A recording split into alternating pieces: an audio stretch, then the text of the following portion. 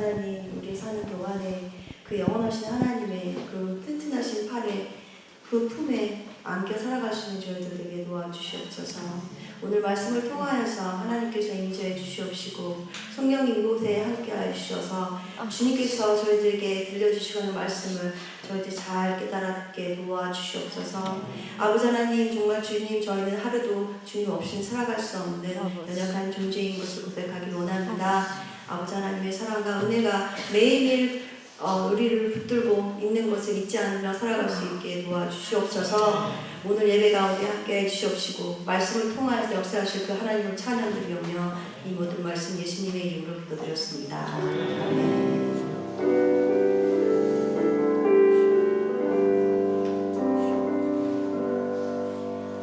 할렐루야. 금요 심야 기대에 오신 여러분들 찬양합니다. 저는 모르시는 분들도 있을까 싶어서 말씀드리는 부유경 목사입니다. 유치부를 담당하고 있고요. 원래는 제가 초등학교 6학년 때부터 제 영락교회를 다녔습니다. 심야기도 올 때마다 말씀드리긴 하는 건데 저번에 심야교회에서 이제 말씀을 나눈 지가 엊그제 같은데 벌써 또 이렇게 또 나눌 수 있는 기회가 생겼네요. 그리고 그러면서 시간이 이렇게 정말 빨리 가는구나. 그 저번에 제가 터키를 갔었거든요. 네. 근데도 이제 시간이 너무 빨리 흐르더라고요. 오늘 말씀을 한번 같이 나눠보겠습니다. 하나님께서 우리에게 주시는 하나님 말씀은 시편 90편 1절에서 17절 말씀입니다. 사람들은 영혼을 갈구합니다. 요즘 뭐 안티에이징 크림도 나오고 그러지 않습니까? 어떻게 하면 좀 더 젊게 살아볼까, 오래 살아볼까, 죽지 않아볼까, 오래 살아볼까 이렇게 합니다. 진시황지도 우리 제주도에 블루치를 보내려고 사람을 보냈었죠. 근데 50세에 죽고 맙니다. 오늘 이제 본문을 통해서도 모세가 인생이 얼마나 허무한지를 얘기하고 있습니다. 그러면서 우리 인생은 너무너무 허무하지만 하나님의 권능은 영원하시고 하나님은 영원한 분이라고 말하고 있습니다. 그래서 오늘 본문을 통해서 모세는 삶이 어떻게 절망적이고 험한 삶이 아니라 의미있고 복된 삶이 될 수 있는지에서 말해주고 있습니다. 첫째, 1절을 한번 제가 읽어보겠습니다. 주여, 주는 대대에 우리의 거처가 되셨나이다. 모세는 먼저 하나님이 누구신지를 알아야 된다고 말하고 있습니다. 하나님이 어떤 분이십니까? 주님이라고 말씀하십니다. 주님은 우리 인생의 주인이시죠. 그리고 우리의 거처가 되신다고 하셨습니다. 이 거처라는 말은 왜 그 야생의 동물들이 숨는 굴 같은 것입니다. 천적으로부터 자기를 보호하기 위해서. 이 단어를 왜 이렇게 말했는지를 알고자 한다면 모세가 광야에서 이스라엘 백성들과 살았던 그 인생을 생각해보면 이게 이해가 가실 겁니다. 광야에는 아무것도 없지 않습니까? 허허벌판, 집도 없습니다. 그리고 그곳에는 날씨도 덥고, 그다음에 맹수들도 있고, 뱀들도 있고, 그런 곳입니다. 그런데 그 노래, 신명기 32장 10절에 보면 모세의 노래가 나오는데 이렇게 얘기하고 있습니다. 여호와께서 이스라엘을 황무지에서 짐승이 부르짖는 광야에서 만나시고, 호위하시며 보호하시며 자기의 눈동자같이 지키셨도다.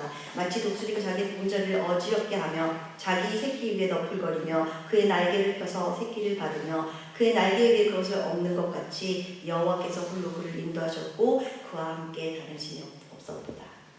광야 생활을 하던 이 사람들에게는 집이 따로 없지 않았습니까? 그것은 안전한 곳이 아니었습니다.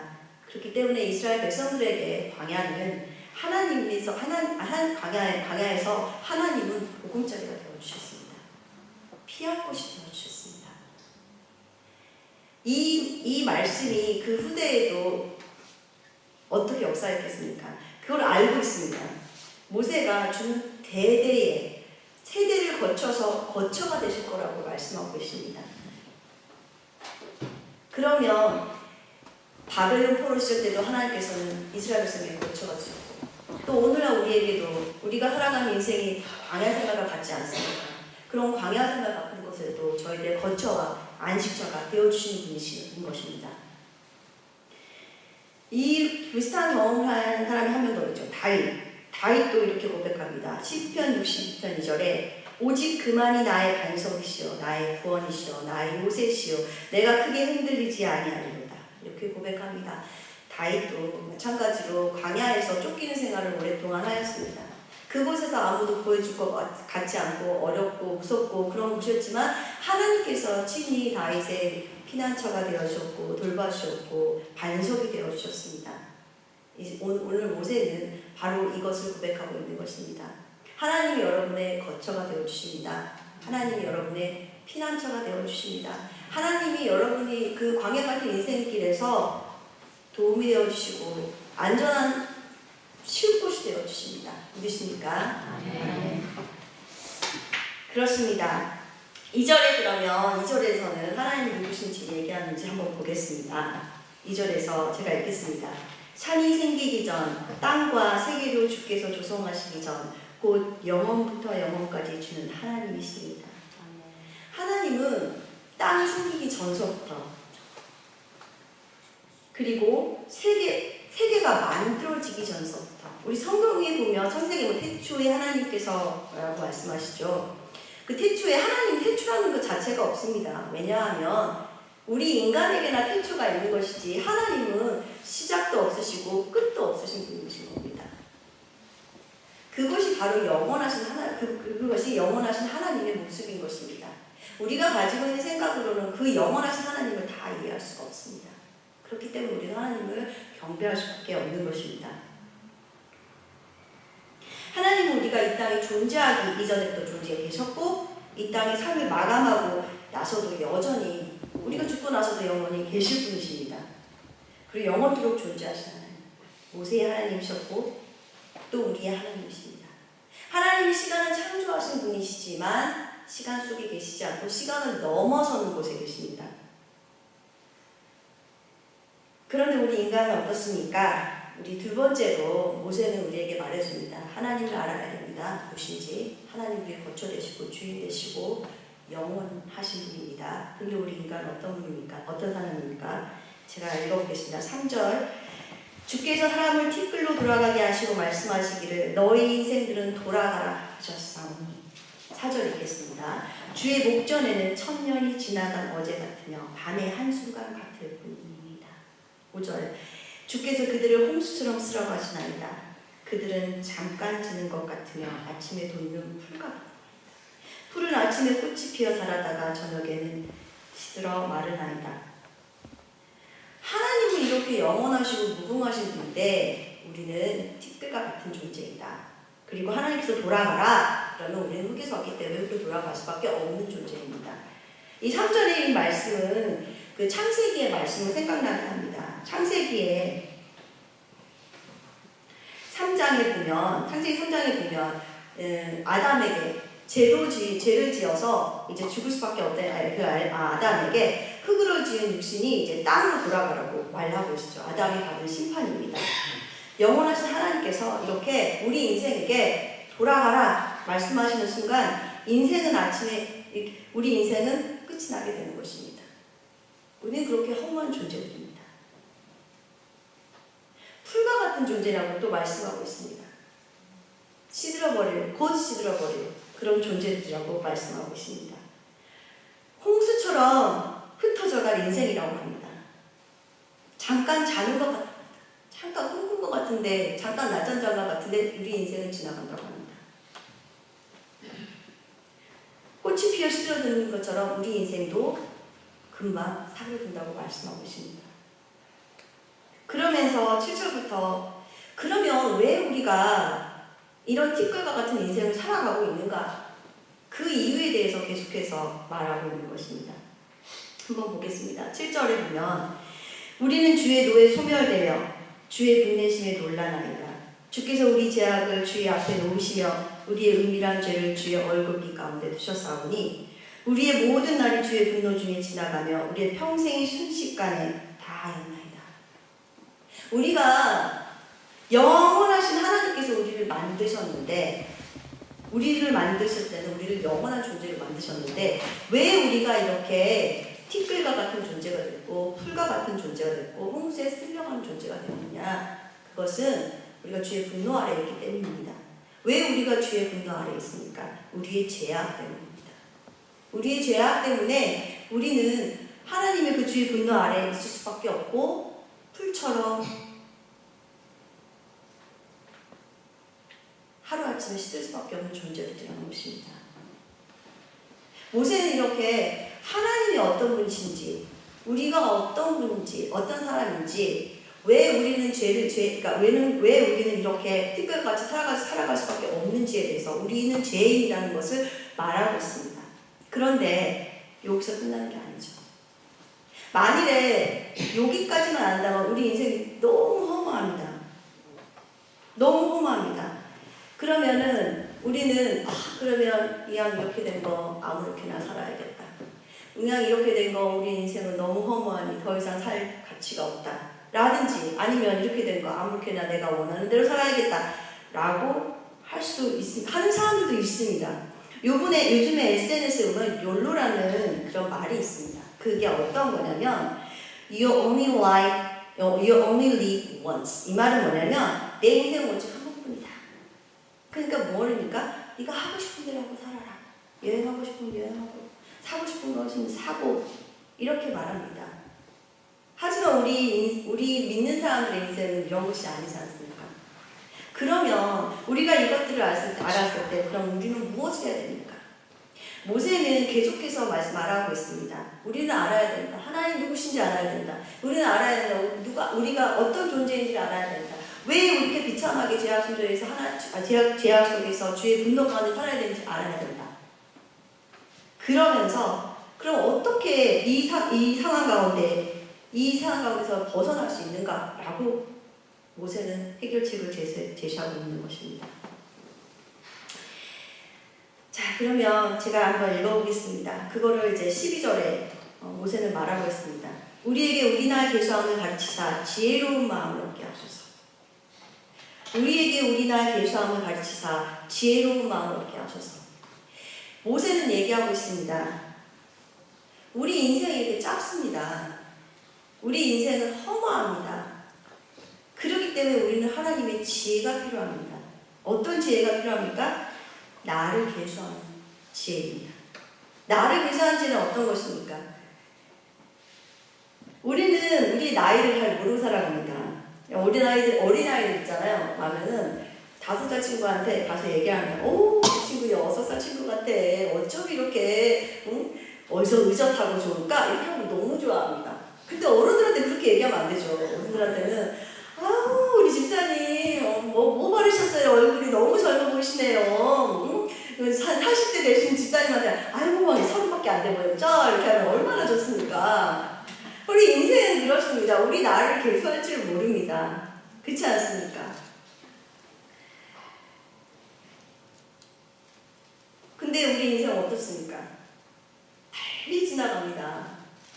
여기 분은 저 집사님 권사님도 그렇지 않습니까? 눈 깜빡한 것 같은데 40이 되고 눈 깜빡한 것 같은데 50이 되고 이렇게 인생이 이렇게 확확 지나갑니다. 근데 우리는 그거를 깨닫지 못하고 왜 이렇게 빨리 지나가지 이렇게만 생각을 합니다. 그렇지 않습니까?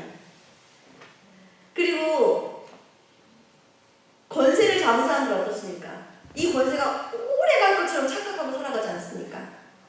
여러분이 또 고난 중에 계십니다. 그러면 이 고난이 절대 끝나지 않을 것처럼 느껴지지 않습니까? 하지만 이 세상에는 영원한 것은 없습니다. 그 권세도 언젠가 끝나고 그 고난도 언젠가는 끝나게 되어 있습니다. 하지만 우리는 그걸 모른 채 그 끝나지 않을 것 같은 고난 속에서 두려워하고 영원할 것 같은 권세 속에서 교만하면서 살아갑니다. 그것이 바로 우리의 인생입니다. 그렇기 때문에 모세는 얘기하고 있는 것입니다.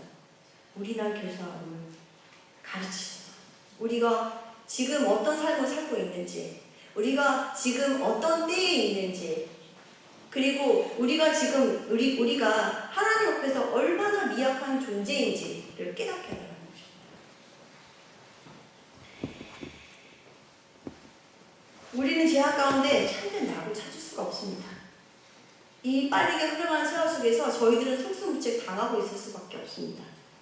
그런데 모세는 계속해서 기도합니다. 여호와여 돌아오셔서 언제까지니까 주의 종들을 불쌍히 여기소서. 그런 상황 속에서 모세는 하나님께로 돌아갑니다. 그리고 계속해서 기도합니다. 아침에 주의 인자하심이 우리를 만족해 하사 우리를 일생 동안 즐겁고 기쁘게 하소서. 우리를 괴롭게 하신 날 시대로와 우리가 화를 당한 연수대로 우리를 기쁘게 하소서. 모세는 광야에서 너무너무 어려운 일들을 많이 겪었습니다. 그 인생 자체가 너무 쉽지가 않았습니다. 근데 광야에서 또 어떤 일이 있었습니까?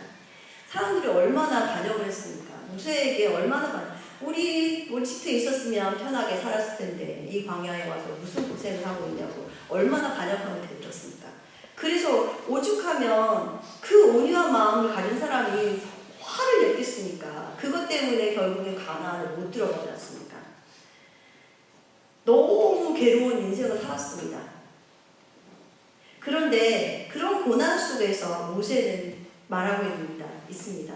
아침에 주의 인자하신 우리를 만족해 우리를 일생 동안 즐겁고 기쁘게 하소서. 이 상황이 바뀌지 않습니다. 바뀌지 않지만 주님 우리를 주의 인자하심 우리를 만족해. 그 인자하심은 영원히 변하지 않는 하나님의 사랑입니다. 이 말씀이 또 어디냐면 예레미야서의 말씀에 나옵니다. 예레미야의 애가 3장 22절에서 23절 말씀입니다. 여호와의 자비와 긍휼이 무궁하심도 우리가 진멸되지 아니합니다. 이것이 아침마다 새로우니 주의 성실이 크도소이다. 아멘. 예레미야 애가가 언제 지어졌습니까? 바벨론이 침략해 와서 예루살렘이 완전히 폐하가 되고 그 폐하가 된 상황을 보면서 예레미야는 얘기하고 있는 것입니다. 그런 극심한 고난 속에서 하나님의 인자하심을 바라보고 있는 것입니다. 제가 어떤 어머니 얘기를 읽은 적 있어요. 키책에서 어떤 어머니 얘기인데 저학년을 키우는 어머니예요. 여기 어머니분들은 좀 이해가 되실 겁니다. 저학년인데 여자인데 아침에 일어났는데 옷을 입는데 이거 빨리빨리 안 고르고 이게 막 이거 고른다 저거 고른다 시간이 막 가는 거예요. 엄마는 구애가 나죠. 아 빨리 학교에 가야 되는데 아침부터 지금 뭐 하는 거냐고 엄마가 화를 버럭버럭 냅니다. 그래서 아이는 그냥 툴툴거리면서 나갑니다. 근데 좀 있다가 애가 울면서 들어오고 엄마한테 푹 안깁니다. 아까 금방 엄마한테 혼을 잔뜩 나고 나갔던 애가 들어와서 엄마한테 안깁니다. 엄마 나 넘어졌어 하면서. 그렇지 않습니까? 우리는 하나님한테 그러니까 지금 이 상황에서 딱 그런 상황입니다. 하나님한테 너무 그 진노 가운데 너무 힘들고 괴로운데 다시 하나님한테 나아가서 하나님 저희를 불쌍히 여겨주시옵소서. 하나님 우리를 기쁘게 하시옵소서. 어떻게 이렇게 말할 수 있습니까? 그 아이가 왜 그렇게 말할 수 있습니까? 엄마는 혼냈지만 엄마는 그래도 나를 사랑해. 이걸 알고 있지 않습니까? 그러니까 다시 다가가서 엄마한테 푹 안기면서 자기 힘든 걸 얘기를 하지 않습니까? 저희들도 마찬가지입니다. 우리 하나님도 마찬가지 아니십니까? 그럼 하나님이 저를 이렇게 하시겠어요? 그 엄마도 그 엄마의 느낌을 표현해서 얘기하면 너무 기분이 좋았대요. 애가 그렇게 아까 하나도 마음을 꽉 살아지고 지금 와서 아이가 안기니까 그것 때문에 너무 기쁘고 행복하더라는 겁니다. 우리 하나님도 같은 마음 아니시겠습니까? 모세는 그걸 알고 계셨던 거죠. 그 자비와 긍휼하심, 인자하심 그거를 믿었기 때문에 이렇게 기도할 수 있는 겁니다. 우리는 너무너무 힘들었습니다. 그렇지만 이제 하나님 우리를 기쁘게 해주시옵소서. 하나님 인자하신 분이 아닙니까? 우리가 이제까지 괴롭게 살았던 그 날만큼 우리가 화를 당한 날만큼 고난당한 날만큼 우리를 기쁘게 해주십시오 라고 당부할 수 있는 것이 아닙니까? 우리도 하나님 앞에 그렇게 나아갈 수 있습니다. 하나님은 인자하신 분입니다. 어느 정도로 인자하신 분이냐면 그 영원하신 하나님이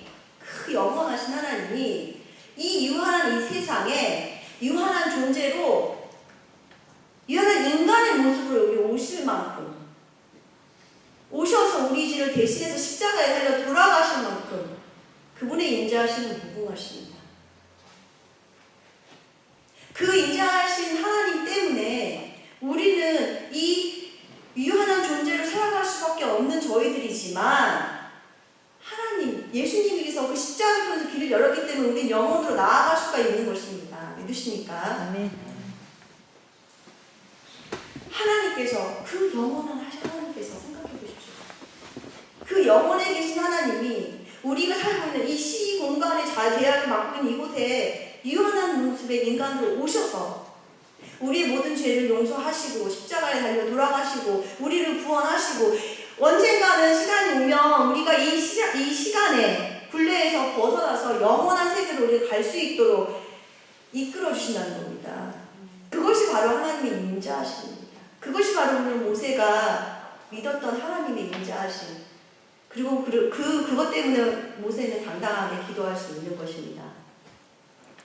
그리고 계속해서 모세는 기도합니다. 주께서 행하신 일을 우리 주의 종들에게 나타내시며 주의 영광을 그의 자손에게 나타내소서. 우리는 기도해야 됩니다.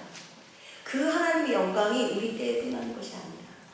그 하나님의 영원하심이 우리 때에 끝나는 것입니다. 우리 자손에게도 계속 이루어지게 하여 주시옵소서. 그리고 하나님께서 은총을 우리에게 내리셔서 우리가 하는 일이 영원이라는 시간 앞에서 봤을 때 허무하고 쓸데없는 그런 일이 되는 것이 아니라 견고한 일이 되는 거예요. 우리 반석은 어떻습니까? 반석은 견고합니다. 주님께서 우리 반석이 되어주시고 우리 삶에 동행해 주시면 우리가 하는 일이 영원으로 연결되는 일이 되는 것입니다. 오늘 모세는 우리에게 말하고 있습니다. 이 짧은 인생을 살아갈 때 우리는 어떻게 살아야 될까? 먼저 우리는 하나님을 알아야 됩니다. 하나님은 우리의 주인 되어주시고 우리의 거처와 피난처가 되어주시는 분이고 그리고 영원하신 분입니다. 근데 우리는 죄를 지었고 그 죄 때문에 하나님의 진노 가운데 있을 수밖에 없는 사람이고 그리고 티끌처럼 사라질 수밖에 없는 존재입니다. 하지만 하나님께서 예수 그리스도를 우리 땅에 보내주셔서 우리 유한한 이 존재 같은 우리들을 무한한 영원의 하나님께로 인도하시는 그 하나님의 인자하심을 우리는 깨닫고 하나님의 그 인자하심에 나아가야 되는 것입니다. 우리 오늘 이 시간 기도했으면 좋겠습니다. 우리의 인생은 너무 짧습니다. 너무 짧습니다. 하지만 하나님은 영원하신 분입니다. 하나님은 태초에 우리를 영원한 존재로 창조하셨던 분이십니다. 그리고 우리를 다시 회복시키실 그런 하나님이십니다. 우리가 하루하루 살아갈 때에 그 하나님의 그 영원하심을 생각하며 살아갈 수 있도록 그리고 하나님께서 언젠가 우리에게 오셨을 때 우리가 하나님 앞에서 부르실 때 우리가 아침마다 새롭고 깊은 삶을 살았다고 고백할 수 있도록 그리고 지나온 새로 후회하고 미래를 두려워 살아가는 것이 아니라 하나님의 그 영원하신 인자하심을 우리 삶 가운데서 정말 기대하며 살아갈 수 있도록 우리가 모든 하는 일이 영혼에 속한 견고한 일이 되게 해달라고 같이 한번 통성으로 기도하겠습니다.